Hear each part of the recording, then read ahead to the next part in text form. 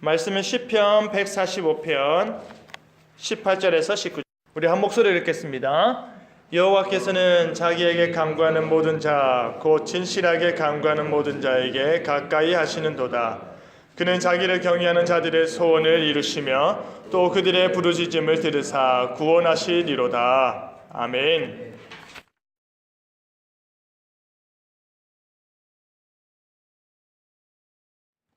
시편 145편은 여호와 하나님의 왕권을 선포하면서 그 영광을 드높여 선포하는 시입니다.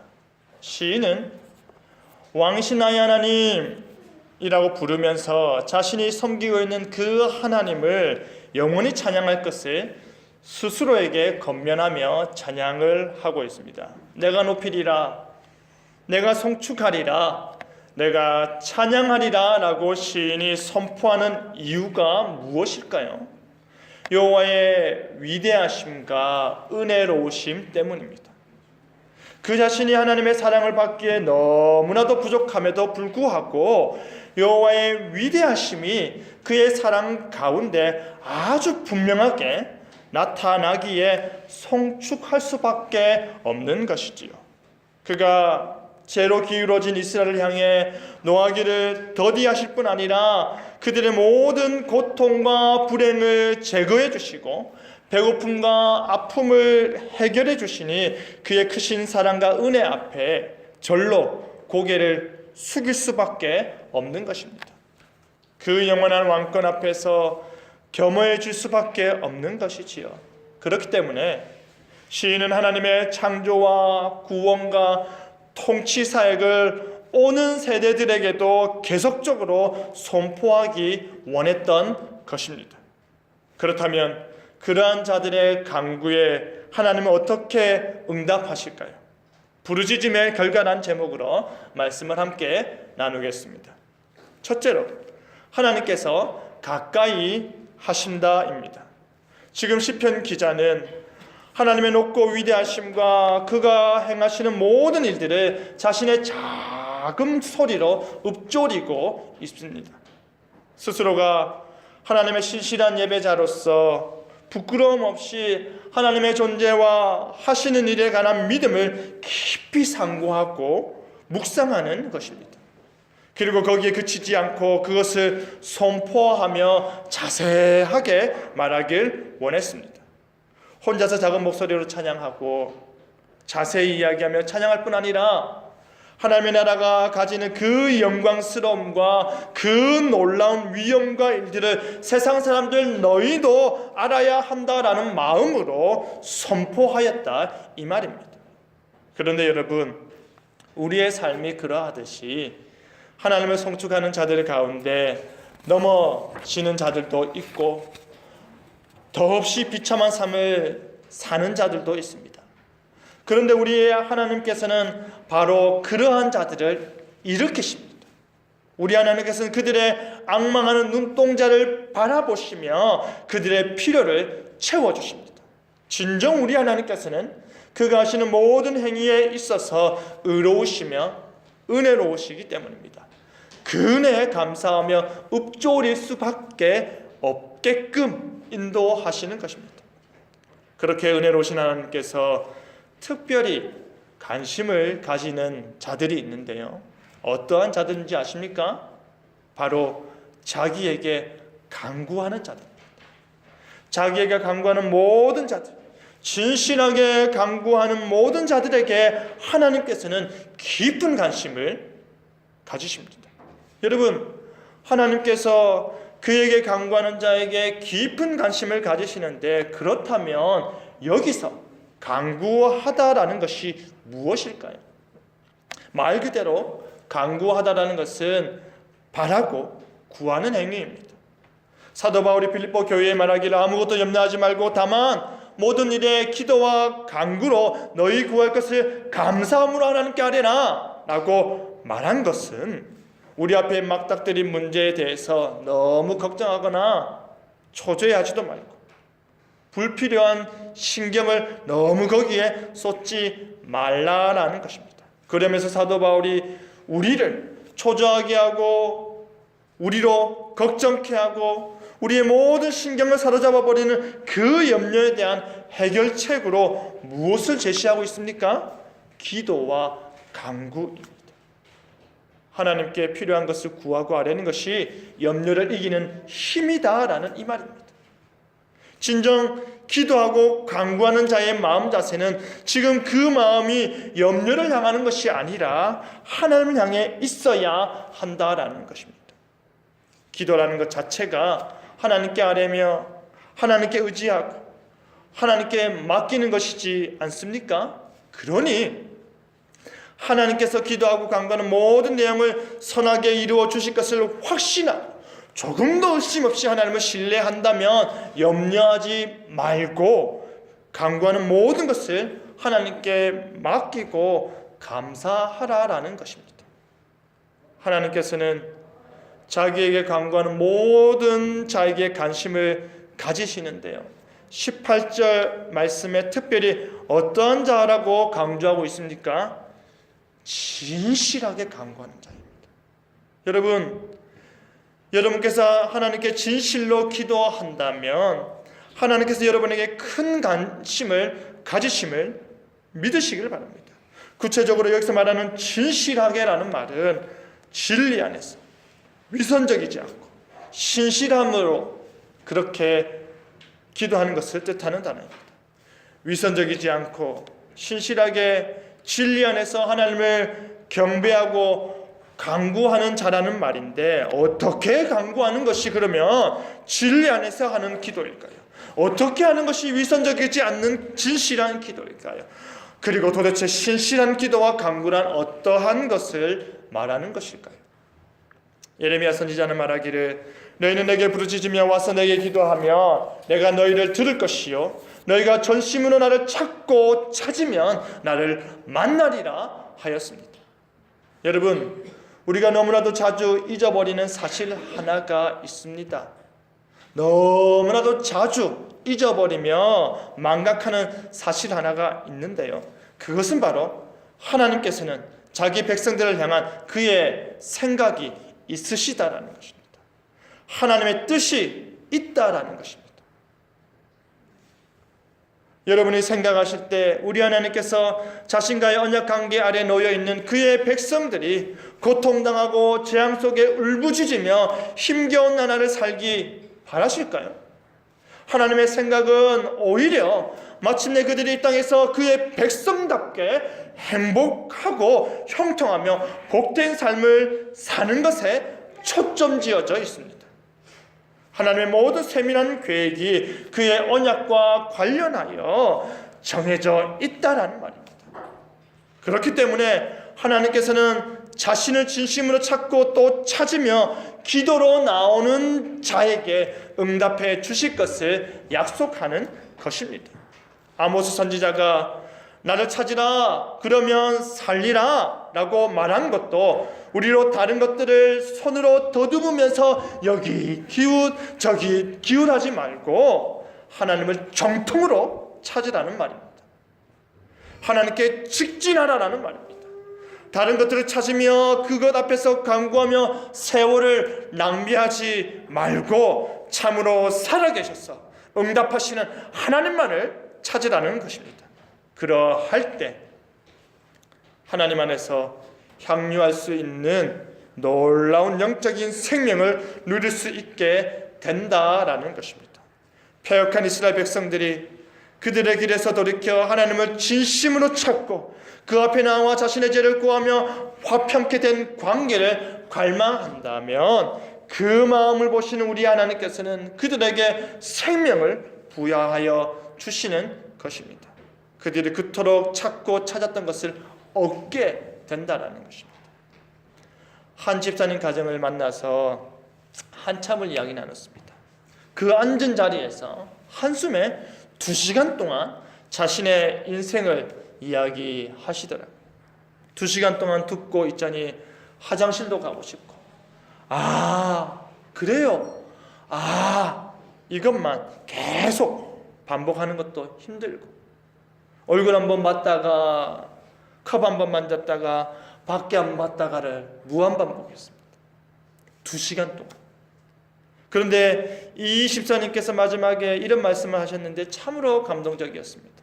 목사님, 정말로 힘들고 어려운 삶을 살았습니다. 그런데요, 그 모든 순간들을 하나님께 달려가 기도했습니다. 힘들 때마다 달려가 기도했습니다. 그리고 지금 이렇게 지난 날들을 되돌아 보니까 하나님께서 나와 우리 가정을 얼마나 아름답게 지켜주고 은혜 베풀어 주시고 인도하셨는지 그 은혜를 고백하지 않을 수 없습니다. 그 시간이, 그 2시간이 힘들었지만 이 마지막에 이 말이 참으로 저의 마음을 울렸습니다. 하나님을 찾으면 결국에는 하나님께서 가장 선하게 인도하신다라는 것입니다.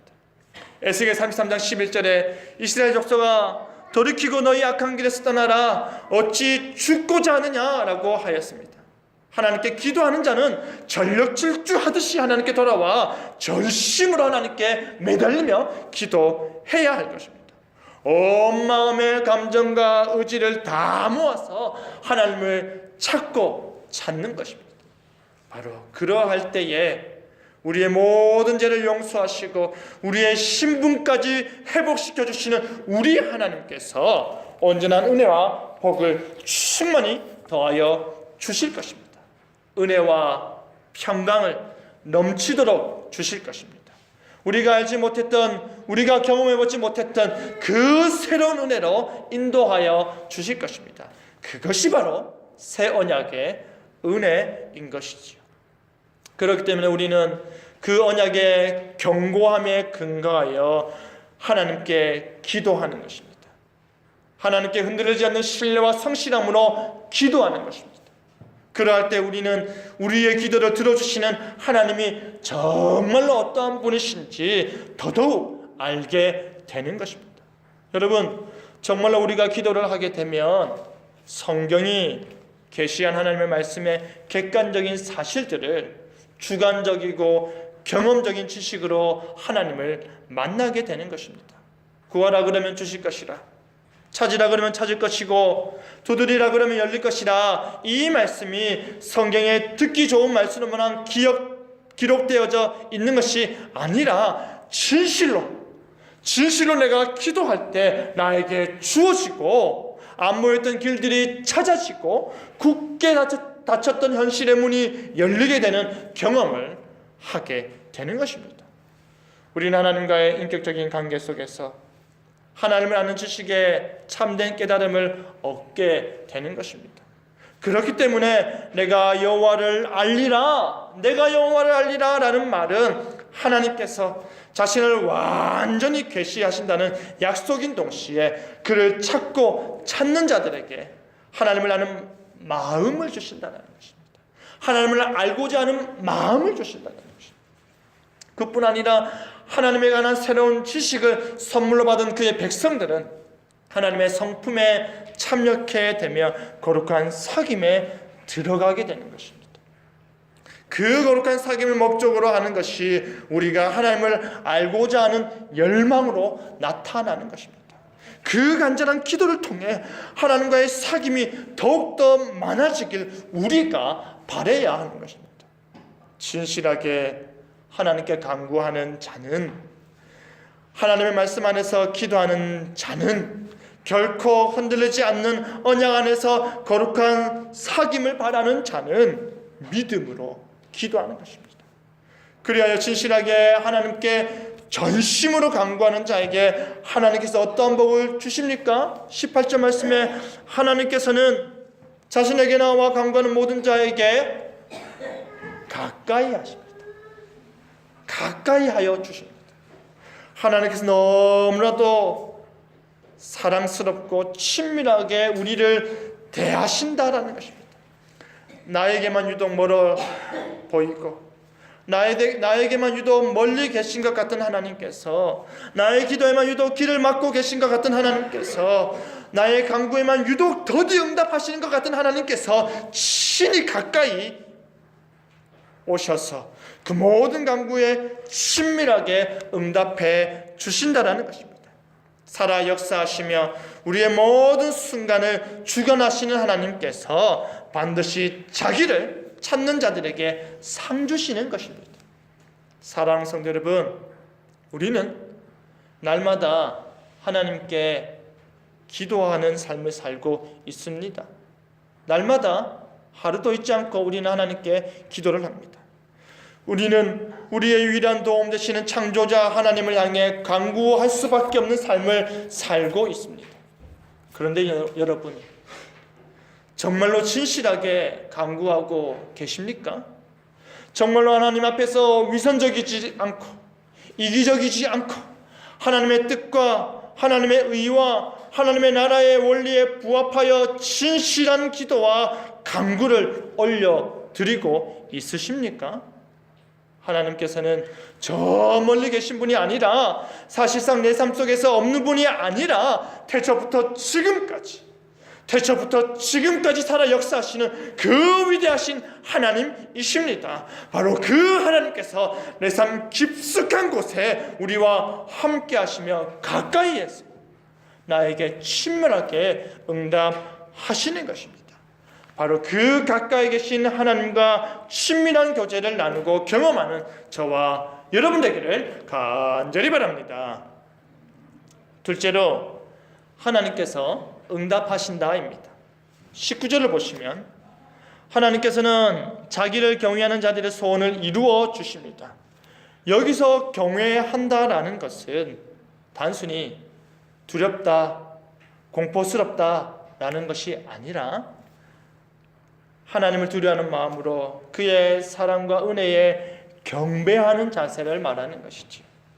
그런데 지금 시인은 하나님께서는 자신을 경외하는 자들의 소원을 이루어 주신다라고 말합니다. 과연 그 소원이 무엇이겠습니까? 시인은 뒤이어 말하기를 또 그들의 부르짖음을 들으사 구원하시리로라 라고 합니다.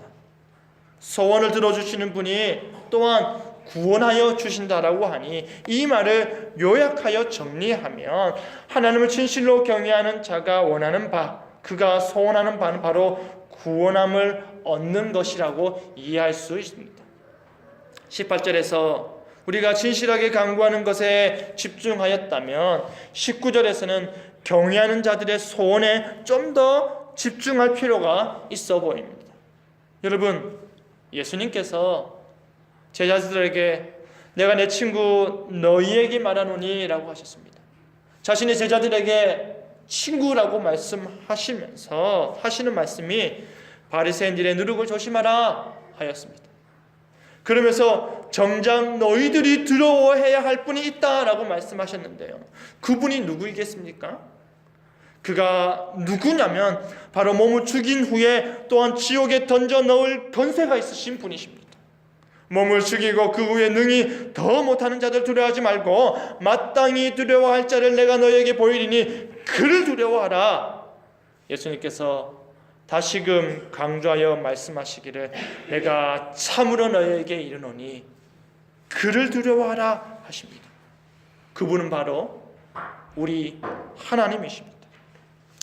진정 우리가 두려워해야 할 분은 바로 우리 주 하나님이신데요, 그 이유는 다름 아닌 우리의 영원한 심판자이시기 때문입니다. 인간에게 있어서 근본적으로 하나님에 대한 두려움이 무엇인지 아십니까? 생명 되신 하나님으로부터 영원히 분리되는 것입니다. 심판받아 멸망당하는 것입니다. 범죄함으로 인해 에덴 동산에서 쫓겨난 아담과 하와 같이 가까이 계신 하나님이 멀리 계신 하나님이 되어 버리고 더 이상 교제할 수 없이 단절된 상태에 놓이는 그 비참함이 인간이 가지는 근본적인 두려움입니다. 하나님으로부터 멀리 떨어지게 되는 건 아닌지, 하나님의 은혜로부터 너무 멀리 가 있는 건 아닌지 하며 하나님으로부터 분리되는 것이 참으로 두려운 것이죠. 정말 말을 안 듣고 고집만 센 여자아이가 있었습니다. 하루는 밑도 끝도 없이 고집을 피우며 성질을 부리면서 말을 듣지 않자 참고 참던 엄마가 한숨을 푹 쉬면서 내뱉은 말이 엄마 너 보기 싫으니까 내 앞에 보이지 마 였습니다. 그런데 그 말을 들은 딸아이가 갑자기 대성통곡을 하며 잘못을 비는 것입니다. 오히려 엄마가 놀란 나머지 한참을 안아서 다독거려 주다가 딸아이에게 물었습니다. 왜 그렇게 울었냐? 그러자 이 아이가 하는 말이 엄마랑 순간 멀어진다는 느낌이 들어서 너무 슬프고 마음이 아팠어 라고 하였습니다. 떨어진다라는 것, 단절된다라는 것, 분리된다라는 것이, 그것이 주는 아픔이 큰 것이죠. 우리도 하나님의 은혜로부터 단절되는 것을 두려워해야 합니다. 그래서 단절되지 않기 위해서 어떻게 해야 보다 하나님을 기쁘게 섬길 수 있을까에 관심을 더 가지게 되는 것입니다. 우리가 하나님의 은혜를 굳게 붙들어야 하는 이유가 무엇입니까? 히브리서 12장을 보면 우리가 흔들리지 않는 나라를 받았기 때문입니다. 그 어떠한 공격과 방해에도 진동치 못할 그의 나라를 우리가 받았기 때문입니다. 최종적인 하나님의 통치가 실현되는 하나님 나라는 그를 경외하며 믿음을 굳게 잡는 자들에게 선물로 주어지는 것입니다. 그렇기 때문에 히브리서 기자는 은혜를 받자, 감사히 받자라고 말하는 것입니다. 그리스도께서 세우신 새 언약 아래서 모든 그리스도인들은 흔들리지 않는 하나님의 나라를 선물로 받았기 때문에 그 놀라운 은혜를 그냥 그대로 받자라는 것입니다. 우리의 연약함으로 인해 하나님을 멀리 떠나는 어리석음을 범하지 말고 오직 은혜를 그냥 받자라는 것입니다. 바로 그 거저 주시는 은혜를 굳게 붙들기 위해서 우리는 어떠한 마음을 가져야 할까요? 경외하는 마음, 경건함과 두려움입니다. 이 마음은 정말로 하나님의 위대하심을 인정하는 자가 그 존귀와 위엄 앞에서 자신이 한없이 비천한 존재임을 깨닫는 것입니다. 성경은 시종일관 우리에게 말하기를 은혜를 굳게 붙잡아야 하나님과 관계가 온전히 형성되고 그 관계를 유지하다 보면 자연스럽게 하나님을 경외하고 두려워하는 마음으로 섬길 수밖에 없다라는 것입니다. 그것이 자연스럽다라는 것입니다. 그런데 우리가 그와 같은 경건함과 두려움으로 하나님을 섬겨야 하는 이유는 바로 하나님께서 소멸하는 분이시기 때문입니다. 하나님의 심판하심은 활활 타오르고 있기 때문입니다. 하나님을 거부하고 그의 은혜를 무시하고 그의 심판을 두려워하지 않는 자들과 같이 하나님의 말씀을 관가지 말라라는 것입니다. 오히려 두려움과 경건함으로 하나님의 은혜를 부여잡고 하나님을 섬기라라는 말입니다. 우리를 살리기도 하시고 우리를 죽이기도 하시고 생명의 은혜를 베푸시기도 하시고 사망의 심판을 주시는 그 하나님을 참으로 두려워하고 경외하라라는 말입니다. 우리가 잘 알듯이 잠언 1장 7절은 말하기를 여호와를 경외하는 것이 지식의 근본이라 하였습니다. 하나님을 공경하는 마음에서 우러나오는 자발적 두려움이 모든 지식의 근본이라 말하는 것입니다. 우리가 아는 지식이라는 것 자체가 그 한계가 있지 않습니까? 우리는 창조주 하나님을 향한 우리의 무능함과 연약함을 인정할 수밖에 없는 것이죠. 그렇기 때문에 하나님이 어떠하신 분이신지를 알고자 노력하고 그것을 이해하고자 하는 수고가 참된 경외와 참된 지혜를 얻게 하는 것입니다. 모든 지식의 가장 중심에는 창조주 하나님에 대한 경외감으로부터 오는 이해에 있다라는 것입니다. 그러니 신명기 기자는 말하기를 하나님을 경외하는 마음은 오직 하나님이 누구신지 그분이 참으로 거룩하고 정의로우시며 의로우시다는 것을 이해하는 것부터 온다라고 하였습니다.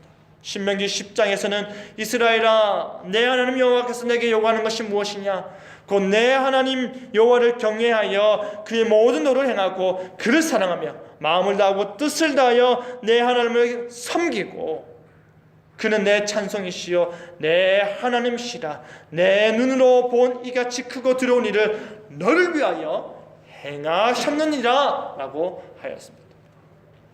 진실로 하나님을 믿는 자들은 그 하나님을 경외하는 마음으로 그분이 가리키는 그 길을 걸어가는 것입니다. 그분을 진실로 인정하는 마음으로 섬기고 사랑하는 것입니다. 그것이 삶의 힘이 되는 것입니다. 바로 그 삶을 살아내는 자들은 믿음으로 확신하는 것이 있습니다. 그것은 바로 그 어떠한 것이라도 우리를 우리 주 예수 그리스도 안에 있는 하나님의 사랑 안에서 끊을 수 없다라는 것입니다. 내 너를 떠나지도 않으리라. 이 말씀은 하나님의 사랑이 정녕 그러하다라는 것을 단적으로 말해주는 것입니다. 하나님께서는 결코 우리를 버리시도 떠나지도 않을 뿐 아니라 우리로 담대히 힘주어 말하게 하십니다. 주는 나를 돕는 분이시니 내가 무서워하지 아니하겠노라.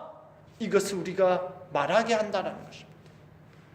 하나님께서 들으시는 기도자는 하나님을 경외하는 자입니다.